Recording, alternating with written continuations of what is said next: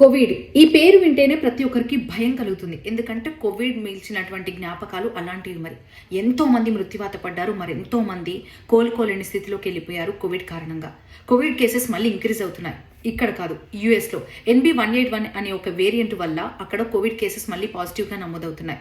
అంతేకాదు, అక్కడ జనసంద్రం ఉన్న ఏరియాలో అయితే దీన్ని కంట్రోల్ చేయడం చాలా కష్టతరంగా ఉందని చెప్తున్నారు. 25 స్టేట్స్కి ఇది స్ప్రెడ్ అయిపోయిందట. ఇప్పుడు దీన్ని కంట్రోల్ చేయడం చాలా కష్టతరంగా మారిందట.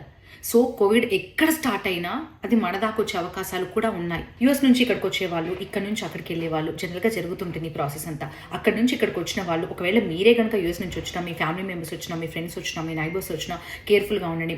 కోవిడ్ టైంలో మనం ఏం కోల్పోయామో మనందరికీ తెలుసు. అలాంటి ఘటనలు మళ్ళీ జరగకుండా ఉండాలంటే చాలా జాగ్రత్తగా ఉందాం. మాస్కులు కంపల్సరీ పెట్టుకుందాం, ఎప్పటికప్పుడు హ్యాండ్స్ని శానిటైజ్ చేసుకుందాం అండ్ దూరాన్ని పాటిద్దాం. ఇవన్నీ ఫాలో అయితే మన ఇండియాలో దీన్ని కొంతవరకైనా కంట్రోల్ చేయవచ్చు. So be careful.